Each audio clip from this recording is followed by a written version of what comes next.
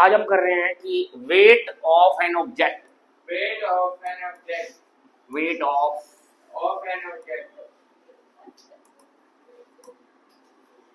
is 1/6 of moon on moon, on moon then on earth.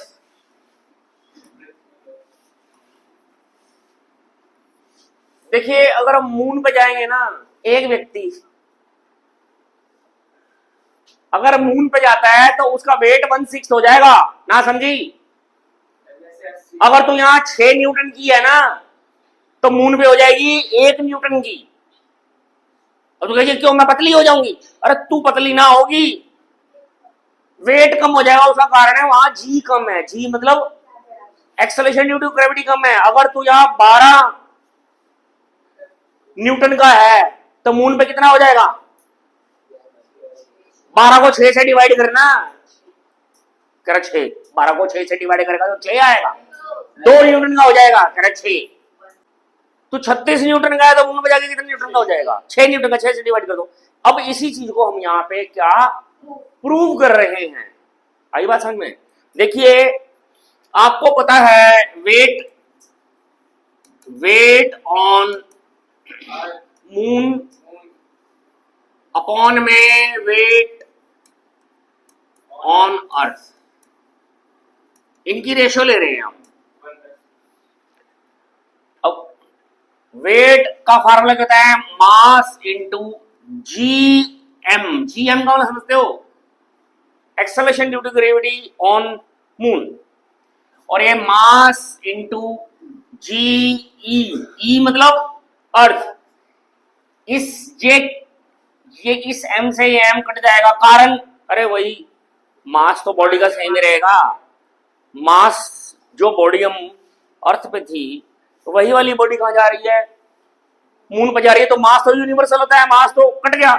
अब ये बचा क्या हमारा, जी of M G of E.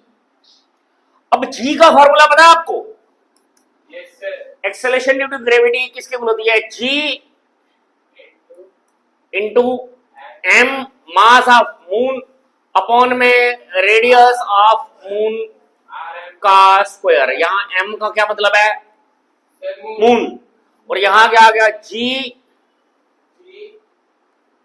Mass of earth upon में radius of earth का square.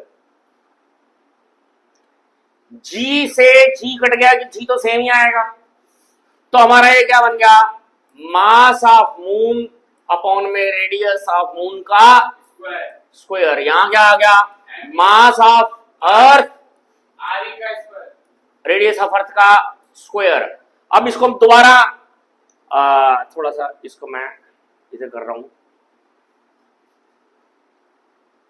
इसको हम क्या लिख सकते हैं, मास ऑफ मून अपॉन में रेडियस ऑफ मून का स्क्वायर। ये उल्टा हो जाएगा, रेसिप्रोकल हो जाएगा। ये रेडियस ऑफ अर्थ का स्क्वायर अपॉन में radius of earth, sorry mass of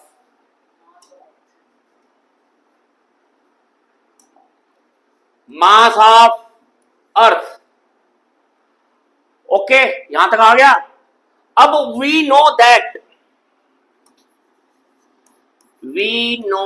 that हमको पता है क्या, कि मास ऑफ जो अर्थ है ना, मास ऑफ जो अर्थ है ना वो 100 टाइम्स है मास ऑफ मून के। जो अर्थ का मास है ना वो मून के मास से 100 गुना ज्यादा है, क्योंकि अर्थ बहुत बड़ी है as compare to the moon. Moon भी बड़ा है पर अर्थ ज्यादा बड़ी है। ऑल्सो जो रेडियस ऑफ अर्थ है ना वो 4 टाइम्स है रेडियस ऑफ मून के। ओके, रेडियस समझते ना, रेडियस का मतलब समझते हो ना, कि जैसे ये मैं बना रहा हूं, ये मून बना रहा हूं और अर्थ ये अर्थ है, क्योंकि अर्थ बड़ी है, मोर मास मोर रेडियस, मोर मास मोर रेडियस। तो अब हम ये वाली वैल्यूज जो है ना, अब पुटिंग दीज वैल्यूज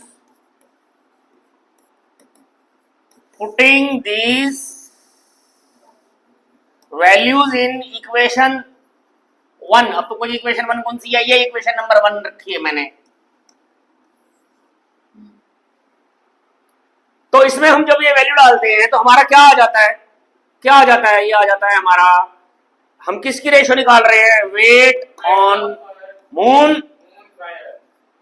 अपॉन में वेट ऑन अर्थ। अब हम ये वाली वैल्यू डाल रहे हैं, ये वाली, मैं एक बार दूसरे कलर से, एक सेकंड दूसरे कलर से दिखा रहा हूं आपको। ये वाली चीज ले रहा हूं मैं, ये वाली चीज यहां ले रहा हूं। ओके, दूसरे कलर से इसलिए दिखाया है मैं, ताकि आपको पता चलेगा मैं क्या लिख रहा हूं। ओके, देखिए अब मास ऑफ मून अपॉन में रेडियस ऑफ मून का। अब mass of radius of earth की जगह हम क्या लिख देंगे, 4rm, वेरी गुड, का स्क्वायर। और मास ऑफ अर्थ की जगह क्या लिख देंगे,